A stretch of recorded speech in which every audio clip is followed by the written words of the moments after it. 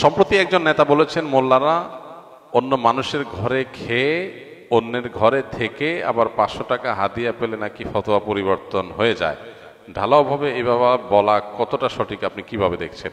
500 টাকা 1000 টাকা যারা মানুষের ঘরে খায়া লিল্লা খায়া যারা বড় হইয়া বড় বড় কথা বলে, এদের কোনো সেন্স কাজ করে বলে আমি মনে করি না। যাদেরকে 500 টাকার জায়গায় 1000 টাকা দিলে ওয়াজের বা মোনাজাতের ভাষা পরিবর্তন হয়ে যায়, এরা হইল মোল্লা মুন্সি। মোল্লাতন্ত্র কিন্তু ইসলাম নয়। কাজে এই বাংলাদেশে মোল্লাতন্ত্র হয়েছে আর ধর্মের নামে ব্যবসা শুরু হয়েছে। দেখেন, প্রথম কথা হলো, হুজুররা অনেকেই মানুষের দান, খয়রাত, হাদিয়া, তোহফা এগুলো দিয়ে চলে।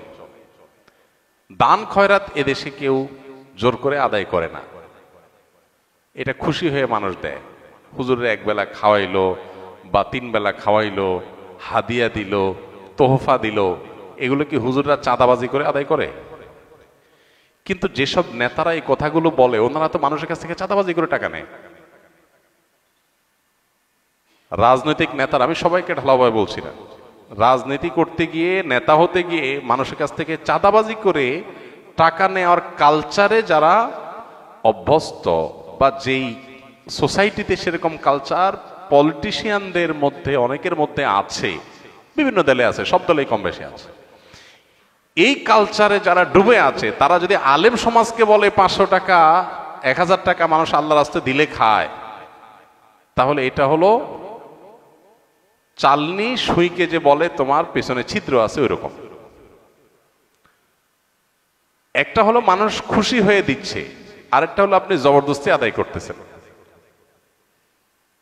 জবরদস্তি আদায় করে চাঁদাবাজি চলা কালচারের মধ্যে ডুবে থাকা একটা মানুষ যদি আলেম ওলামাদেরকে এ ধরনের কথা বলে, সেটা হলো সবচেয়ে লজ্জাজনক অধ্যায়, সবচেয়ে দুঃখজনক অধ্যায়। এই টোনে কথা যারা বলতো তারা তো পালায় গেছে দেশ থেকে। একসময় যারা এই টোনে কথা বলতো তারা এখন পলাতক। যেই মৌলভী সাহেবদেরকে নিয়ে কথাগুলো বলতো এরা কিন্তু দেশেই আছে। যে হুজুরদেরকে খোঁচাখুচি করতো ওই হুজুররা সব আর খোঁচান্নারা পালায় চলে গেছে। আল্লাহ তাআলা এখান থেকে আমাদেরকে শেখার তৌফিক দান করুন। অনেকেই আছেন মাইক পেয়ে গেলে মাত্রা জ্ঞান থাকে না। ঠিক আছে, এটা ঠিক, হুজুরদের মধ্যে অনেক হুজুর হয়তো 500 জায়গায় 1000 টাকা দিলে কথা ঘুরে ফেলে, হতে পারে। কিন্তু সেটাকে আপনি ঢালাও ভাবে বললেন, আলেম সমাজকে আপনি তাচ্ছিল্য করলেন, তুচ্ছ করলেন, তাদেরকে আপনি হেয় করলেন। হ্যাঁ, একজন বা দুইজনের কোনো ভুল বা বিচ্যুতি হতেই পারে, সেটাকে ঢালাও ভাবে বললেন। আপনি নিজে এবং আপনার নিজের অতীত, আপনার নিজের বাস্তবতাকে আপনি একটু দেখার চেষ্টা করেন, পেছনে ফিরে দেখেন, আয়নায় চেহারাটা দেখার চেষ্টা করবেন। লজ্জায় মাথা লাল হয়ে যাবে, আলেম সমাজের পিছনে লাগার সুযোগ আপনি পাবেন না।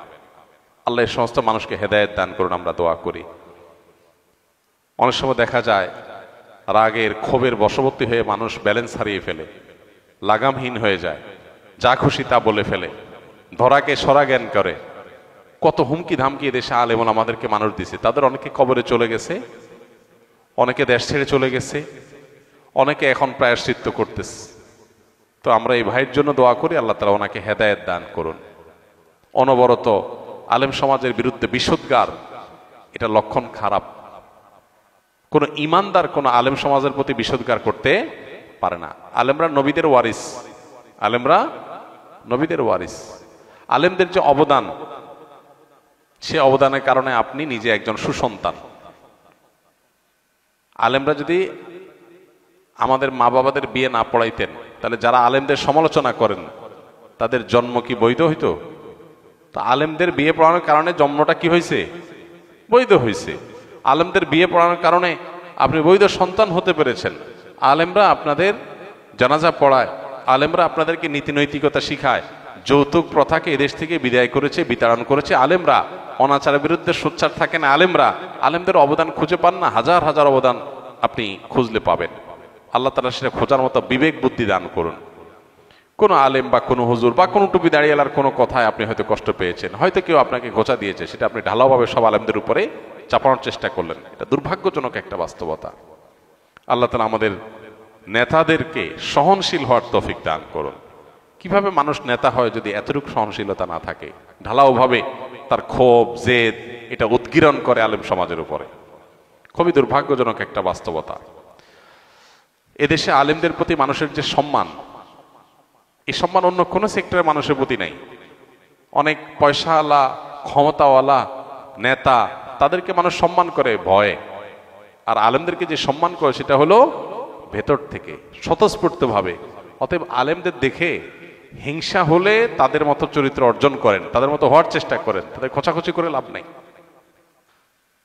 মানুষ জাতিকে আল্লাহ নিজ হাতে তৈরি করেছেন, যদি করে মানুষ জাতিকে কি আল্লাহ নিজ হাতে তৈরি করেছেন? যদি করেও থাকেন তাহলে একজন মানুষকে তৈরি করতে কত সময় লেগেছে? কেননা একজন বক্তা দাবি করেছে ওনার তরিকার আরেক বক্তাকে তৈরি করতে নাকি আল্লাহ 30 বছর সময় লেগেছে। নাউজুবিল্লাহ। ইন্নামা আরাদা শাইআন আন ইয়াকুলা লাহু কুন ফায়াকুন। আল্লাহ রাব্বুল আলামিন বলেছেন, আল্লাহ যখন কোন জিনিস সৃষ্টি করতে চান তখন আল্লাহ বলেন হও, হয়ে যায়। আল্লাহ শুধু কুন বলেন, কুন মানে হও, হয়ে যায়। গোটা সৃষ্টি জগৎ তৈরি করা আল্লাহর জন্য মানে এক কুন বলার সময়ের ব্যাপার, তাই না? আল্লাহ যা চান সেটাই হয়ে যায়। এরপর আল্লাহ তাআলা এই নবমণ্ডল এবং ভূমণ্ডল, এই মহা সৃষ্টি আল্লাহ তাআলা সৃষ্টি করেছেন 6 দিনে। যেটা আল্লাহ তাআলা কোন বললে হয়ে যেটা 6 দিনে কেন করেছেন এটা নিয়ে অনেক আলাপ আছে। আল্লাহ তাআলা আগে একটা সৃষ্টি করেছেন, পরে একটা সৃষ্টি করেছেন। এখানে মানুষকে কাজের ধারাবাহিকতা, প্রত্যেকটা কাজ করার ক্ষেত্রে একটা সিস্টেমিক্যাল ওয়ে অবলম্বন করা, একটা ধারাবাহিকতা মেনটেন করা, কোনটা আগে কোনটা পরে সেই শৃঙ্খলা রক্ষা করে কাজ করা, এটার শিক্ষা দেওয়ার জন্য আল্লাহ তাআলা এই সময় নিয়েছেন। কিন্তু আল্লাহ তাআলা সময়ের প্রয়োজন নাই। যেখানে কোরআনে আল্লাহ তাআলা বলেছেন যে এই মহাসৃষ্টি নবমণ্ডল ভূমণ্ডল সৃষ্টি করেছেন আল্লাহ তাআলা 6 দিনে, সেখানে এক বক্তা সৃষ্টি করছে আল্লাহ 30 বছর লাগছে। আল্লাহর শানে এ ধরনের কথা বলা ঈমান যাওয়ার মতো বেয়াদবি, ভয়ঙ্কর কথা। যে আল্লাহর 30 বছর লাগছে, মানে উনি এত বড় হয়ে গেছে, ওনারে বানাইতে আল্লাহর 30 বছর লাগছে। নাউজুবিল্লাহ। আপনি কোনো আলেমের মর্যাদা বর্ণনা করবেন, তার যোগ্যতা থাকলে সেটা বলবেন, 100 বার বলেন, কিন্তু বলতে গিয়ে যদি আল্লাহর শানে বেয়াদবি করে ফেলেন, আল্লাহর জন্য তারে বানানো কঠিন হয়ে গেছে, সে এত বড়, তাহলে মানে আল্লাহর জন্য কঠিন করে ফেলছে বিষয়। মানে কোনো কোনো ক্ষেত্রে এই ক্ষেত্রে তিনি আল্লাহ মানে আল্লাহর সাথে তাকে আপনি আল্লাহর শক্তির সাথে তার সৃষ্টিকে আপনি কম্পেয়ার করলেন, মানে তার মাহাত্ম্য তুলতে গিয়ে আল্লাহর সাথে বেয়াদবি করলেন। কুফরি, কুফরি কথা, এ ধরনের কথা। আল্লাহ তাআলা আমাদেরকে হেদায়েত দান করুন। নবীকে সৃষ্টি করতে আল্লাহ তাআলা তো এরকম আলাদা করে এত বছর লাগছে কোনো হাদিসে আমরা জানি না সাল্লাল্লাহু আলাইহি সাল্লাম। সেখানে কোনো বক্তাকে সৃষ্টি করতে লাগবে কেমনে? আর আলাদা আলাদা করে আল্লাহ তাআলা একজন একজন করে সৃষ্টি করেন নাই। আল্লাহ সৃষ্টি করেছেন আদম এবং হাওয়া, তাদের থেকে বাকি সব মানুষ সৃষ্টি করেছেন। আর সকল সৃষ্টি যত মানুষ কিয়ামত পর্যন্ত আসবে তাদের সবাইকে আল্লাহ তাআলা একসাথে আদম আলাইহিস সালামের পিঠে আল্লাহ তাআলা দিয়েছেন, হাদিসে রয়েছে।